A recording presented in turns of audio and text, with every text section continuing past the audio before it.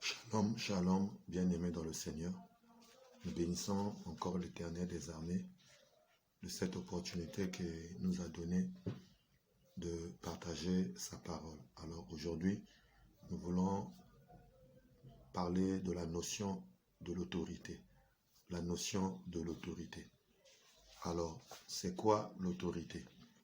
Alors, l'autorité, par définition, c'est le droit ou le pouvoir de commander, de se faire obéir. C'est le droit ou le pouvoir de commander, de se faire obéir. De Matthieu chapitre 8, versets 8 à 9, nous voyons là-bas le centenier qui est venu voir le Seigneur Jésus pour que le Seigneur Jésus guérisse son serviteur qui était malade. Alors le Seigneur a pris la résolution d'aller dans sa maison pour guérir son serviteur. Le centenier a dit non, je ne suis pas digne que tu entres dans ma maison. Moi, je suis un chef militaire. Au-dessus de moi, j'ai des supérieurs et sous moi, j'ai des gens. Quand je dis à un, va à gauche, il va. Quand je dis à l'autre, fais ceci, il fait cela. Donc, Seigneur, dis seulement un mot et certainement mon serviteur sera guéri. Donc, vous voyez la notion de l'autorité. Ce chef militaire, il y a des gens qui sont sous lui quand il donne des ordres et les ordres sont exécutés. Donc, il a le pouvoir, le droit de commander et de se faire obéir. Et il reconnaissait par cela le Seigneur Jésus comme aussi une autorité qui, lorsqu'il dit quelque chose, cela va être exécuté. Les anges vont se mettre en action pour exécuter ce qui sort de la bouche du Seigneur Jésus. Nous voyons au verset 26 à 27 toujours de Matthieu chapitre 8, la Bible dit, montre là-bas que lorsque les gens sont venus interroger le Seigneur Jésus en lui posant une question pour le mettre à l'épreuve, Jésus aussi leur a posé une autre question en leur disant que si vous répondez à cette question, moi aussi je répondrai à votre question. Et la question était de savoir le baptême de Jean, venait-il de Dieu ou venait-il des hommes? Ils avaient peur, ils disent que si nous disons que c'est de Dieu, alors il va nous dire pourquoi n'avons pas nous cru à Jean-Baptiste. Et si nous disons que cela vient des hommes, eh bien, le Seigneur, nous craignons que nous puissions avoir des problèmes avec la foule parce que toute la foule prenait Jean pour un prophète. Donc, Jean avait de l'influence et de la considération au milieu du peuple. Donc, l'autorité bien-aimée dans le Seigneur, c'est le crédit, c'est la considération et c'est l'influence que nous pouvons exercer sur les gens.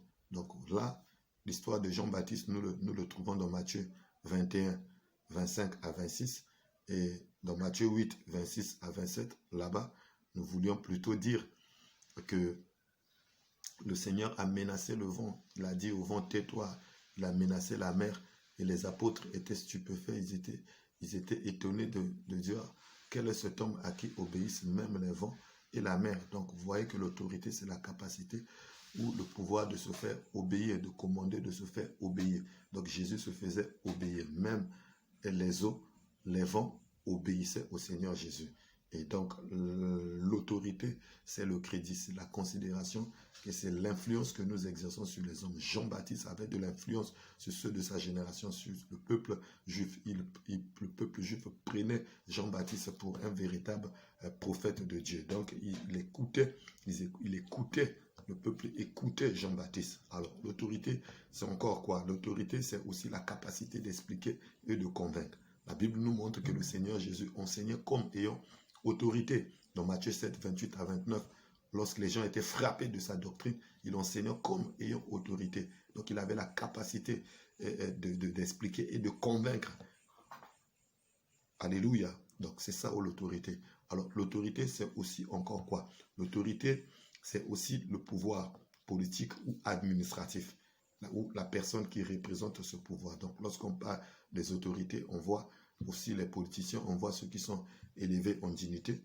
Dans Luc chapitre 12, verset 11, voilà, la Bible dit quand on vous amènera, on vous mènera devant les synagogues, les magistrats et les autorités. Voilà, n'ayez pas peur, ne vous inquiétez pas de ce que vous allez dire. Donc on parle des magistrats. Les magistrats incarnent l'autorité juridique, le pouvoir juridique, voilà, et les autres autorités. Donc vous voyez ici que l'autorité, c'est aussi le pouvoir politique ou administratif. Voilà, ce sont des personnes qui incarnent ce pouvoir-là. En parlant par exemple du président Sassou Nguesso, c'est une autorité, il incarne le pouvoir congolais. Alléluia.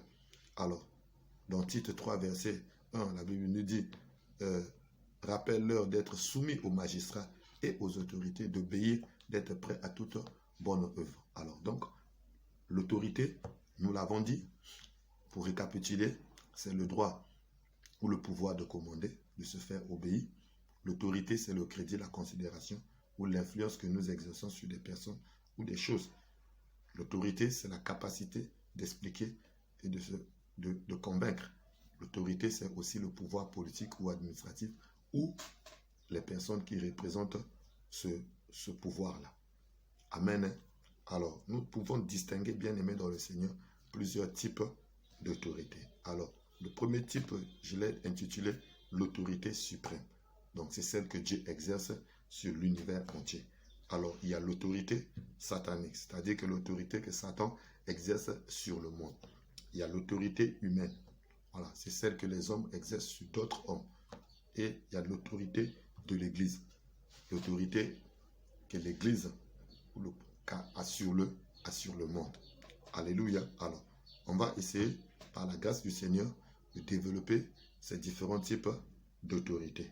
Nous allons commencer par l'autorité suprême ou divine. Alors, l'autorité suprême ou divine, c'est l'autorité que Dieu, nous avons dit, exerce sur l'univers entier. Dieu est le créateur de toutes choses. Dans Genèse 1.1, la Bible dit, Dieu a créé, au commencement, Dieu créa les cieux et la terre.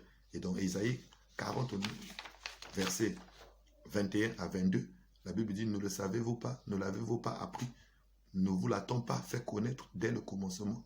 N'avez-vous jamais réfléchi à la fondation de la terre? C'est lui qui est assis au-dessus du cercle de la terre. Et ceux qui l'habitent sont comme des sauterelles. Il étend les cieux comme une étoffe légère. Voilà. Il les déploie comme une tente pour en faire sa demeure. Au verset 26, levez vos yeux en haut et regardez qui a créé ces choses, qui fait marcher en ordre leur armée. Il les appelle toutes par leur nom, par son grand pouvoir et par sa force puissante. Il n'en est pas une qui fasse défaut. Et le verset 28, ne le sais-tu pas? Ne l'as-tu pas appris? C'est Dieu d'éternité, c'est le Dieu d'éternité, l'Éternel qui a créé les extrémités de la terre. Il ne se fatigue point, il ne se lasse point.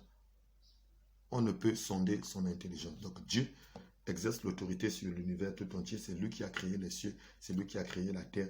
Tout ce qui est dans les cieux comme sur la terre sont l'œuvre de notre Dieu. Et Dieu, c'est l'autorité suprême. Il exerce son autorité sur l'univers tout entier.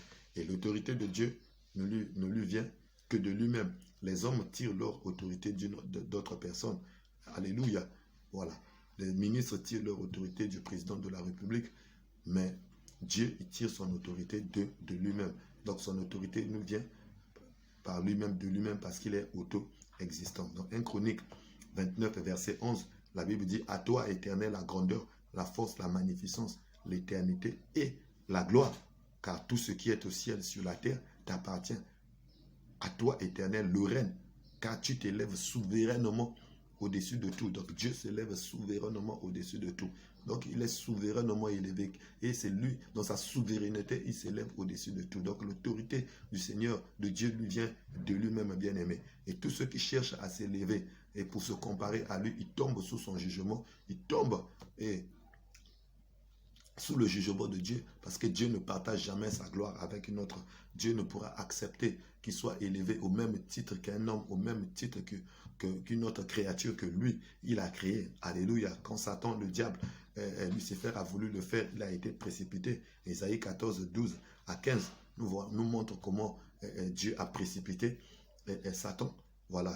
Te voilà tombé du ciel, astre brillant, fils de l'horreur. Tu as battu à terre, toi le vainqueur des nations. Tu disais en ton cœur, je monterai au ciel, j'élèverai mon trône au-dessus des étoiles de Dieu. Je m'assierai sur la montagne de l'assemblée, à l'extrémité du septentrion. Je monterai sur le sommet des nuées. Je serai semblable, il dit qu'il sera semblable au Très-Haut. Mais tu as été précipité dans le séjour des morts, dans les profondeurs de la fosse. Donc quand Satan, l'orgueil a monté dans son cœur, il a voulu s'élever pour être comme Dieu. Dieu l'a précipité parce que Et Dieu, c'est l'autorité suprême. Il ne partage pas sa gloire avec une autre personne. Regardez dans Genèse chapitre 11, versets 1 à 9. Là-bas, on parle de la tour de Babel. À Babel, bien aimé dans le Seigneur, il y a des gens qui se sont mis ensemble, qui parlaient le même langage. Ils ont dit, faisons-nous un nom et bâtissons une tour qui va toucher la demeure de Dieu. Donc, ils voulaient se faire un nom et bâtir une tour pour toucher la demeure de Dieu. Donc, être comme Dieu. Et qu'est-ce que Dieu a fait? Dieu les a confondus, a confondu leur langue, il a détruit la tour, il les a dispersés sur toute la surface de la terre.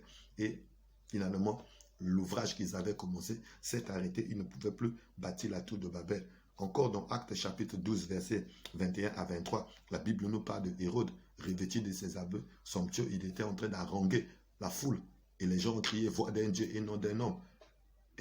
Et la Bible dit, à l'instant même, un ange du ciel est descendu, a frappé Hérode, il est tombé. Voilà, il est mort à l'instant même et les asticots commençaient à sortir, les vers commençaient à sortir de son corps. Donc c'était le jugement de Dieu. Pourquoi? Et la Bible dit là-bas que parce qu'il n'avait pas donné gloire à Dieu. Voilà, on a dit voix d'un Dieu et non d'un homme. Oui, lui, il a acquiescé cela. Donc il s'est comparé à Dieu. Alléluia. Et Dieu l'a frappé parce que Dieu ne partage jamais sa gloire avec un autre. Quand quelqu'un veut s'élever au-dessus de Dieu ou comme Dieu bien-aimé dans le Seigneur, Dieu le précipite, Dieu l'abaisse. La Bible dit l'orgueil précède la chute. Alléluia. Donc Dieu résiste aux orgueilleux, mais il fait grâce aux hommes. Donc en ce qui concerne l'autorité de Dieu, cette autorité est incontestable. Nous ne pouvons point le contester. Dieu, c'est l'autorité suprême. Alors passons à la deuxième autorité. Nous avons dit l'autorité satanique. Nous avons dit que Satan et ses démons exercent une autorité sur le monde. Donc c'est l'autorité que Satan exerce sur le monde. Vous connaissez dans Ézéchiel chapitre 28, verset 13 à 15, la Bible parle de la condition que Satan avait. Il avait une position. Alléluia. Il était un chérubin protecteur. Il était au service de Dieu. Il servait à la louange, à la gloire de Dieu. Voilà, les instruments comme les flûtes et les tambourins, c'était à son service. Donc, il servait à la gloire de Dieu, et à la louange et à l'adoration. Telle était sa condition dans les cieux. Voilà pourquoi, quand il a été précipité et à cause de l'orgueil qui était dans son cœur, et bien aimé dans le Seigneur, Satan est venu pervertir aussi la musique. Vous voyez aujourd'hui la musique profane et cette musique même du gospel qui est entrée dans le milieu ecclésiastique. Bien aimé dans le Seigneur, vous voyez les gens, ils chantent le nom de Dieu, mais en réalité, ils ne chantent pas Dieu comme vous les voyez. Même leur apparence extérieure n'a rien à voir avec Dieu, car la Bible dit, et aussi l'apparence et l'extérieur qui convient à la sainteté. Donc notre extérieur doit convenir à la sainteté, doit convenir à des gens qui font profession de foi, qui adorent, qui louent le Seigneur bien-aimé. Et beaucoup d'inspirations viennent du monde de ténèbres, ne viennent pas de Dieu. Voilà pourquoi nous ne devons pas chanter pour chanter. Et en tant que des enfants de Dieu, en tant que groupe choral de l'Église, vous devez prier et s'inspirer de la parole de Dieu pour chanter. Vous ne devez pas copier toutes les musiques qui sortent, qui font rage, qui font beaucoup de bruit, qui fait beaucoup de succès dans le monde. Tous ne viennent pas du Seigneur. L'inspiration n'est pas toujours de Dieu. Alléluia. Donc Satan, il servait à la louange et à la gloire de Dieu.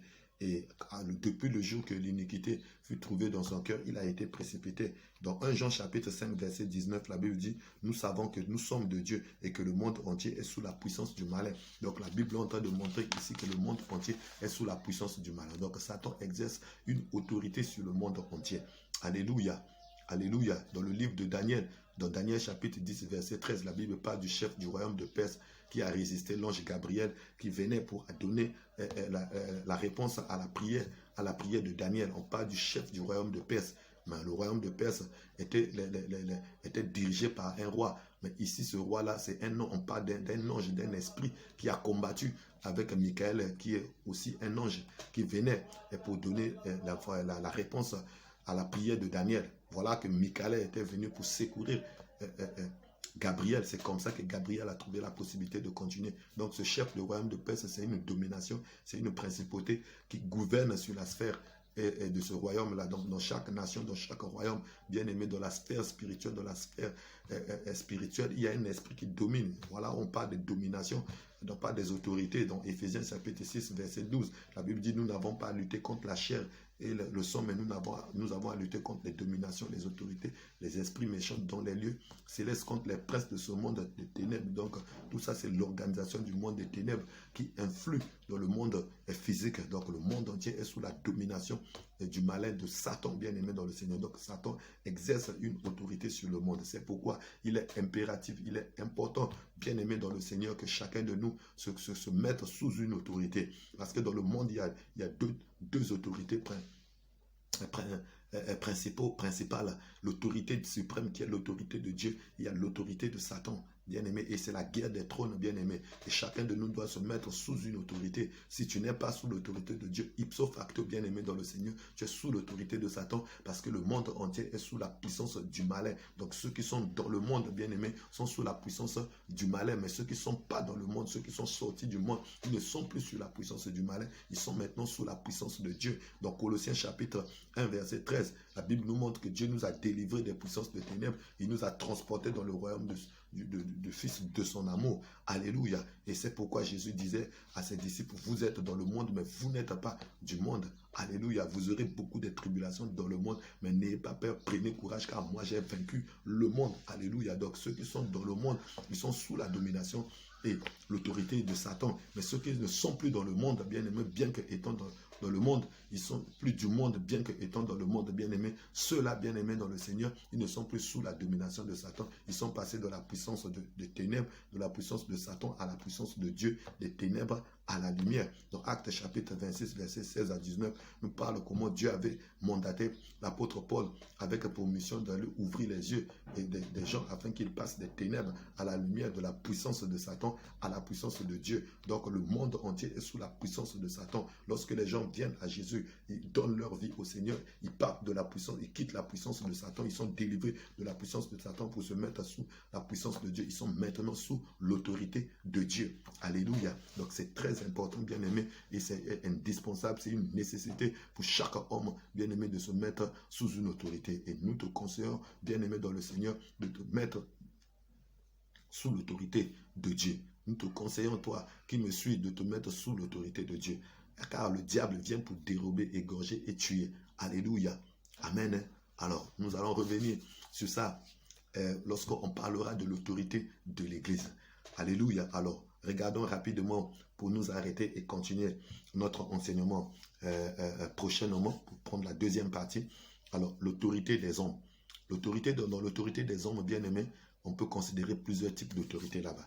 Il y a l'autorité des rois, que les rois et des chefs d'État ou tous ceux qui sont élevés en dignité exercent sur leur localité, sur leur population, sur les personnes sur lesquelles ils sont établis, sur les personnes sur lesquelles ils exercent cette autorité. Dans 1 Timothée 2, verset 1 à 2, l'apôtre Paul dit, j'exhorte donc avant toute chose à faire des prières et des supplications, des requêtes, des actions de grâce pour tous les hommes, pour les rois, pour tous ceux qui sont élevés en dignité, afin que nous menions une vie paisible et tranquille. Vous voyez que si nous voulons mener une vie paisible et tranquille, nous devons prier pour les rois, pour nos autorités, pour ceux qui nous dirigent. Parce que le monde entier est sous la puissance du malin. Et le malin exerce une influence sur nos dirigeants, sur nos politiciens.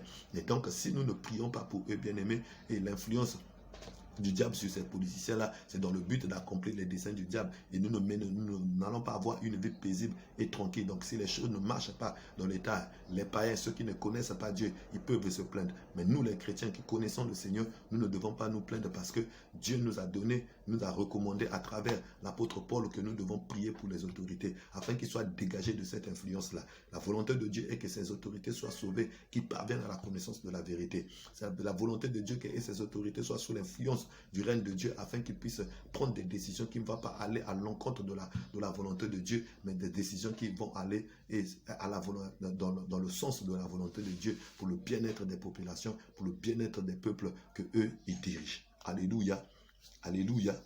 Alors, il y a l'autorité qu'une nation exerce sur une autre nation. Regardez les colons, au temps des colons, Voilà, nous avons été colonisés par exemple par la France. Donc la France exerce une domination sur le Congo. Aujourd'hui, il y a une nation, les nations plus puissantes exercent une domination sur les nations plus faibles. Regardez dans 2 Chroniques, chapitre 21, verset 10. La Bible parle de la rébellion de Dom contre l'autorité de Juda.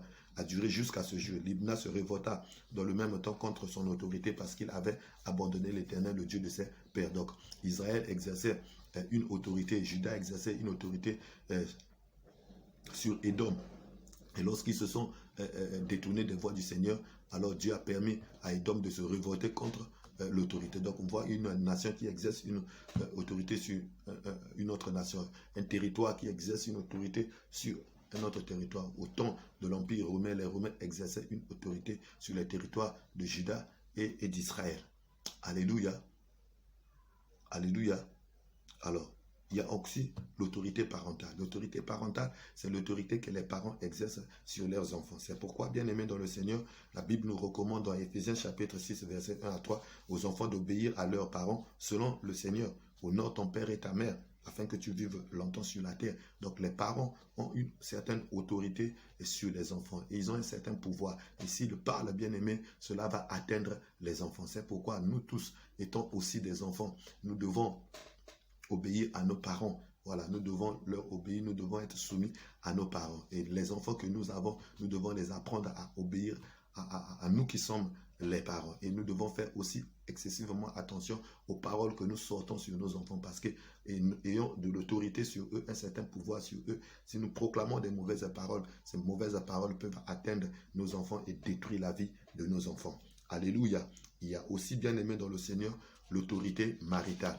L'autorité maritale, c'est l'autorité que le mari exerce sur sa femme. Donc, dans un couple, mari et femme, l'homme est le chef, l'homme exerce une certaine autorité sur sa femme. Et la femme doit rester soumise à son mari.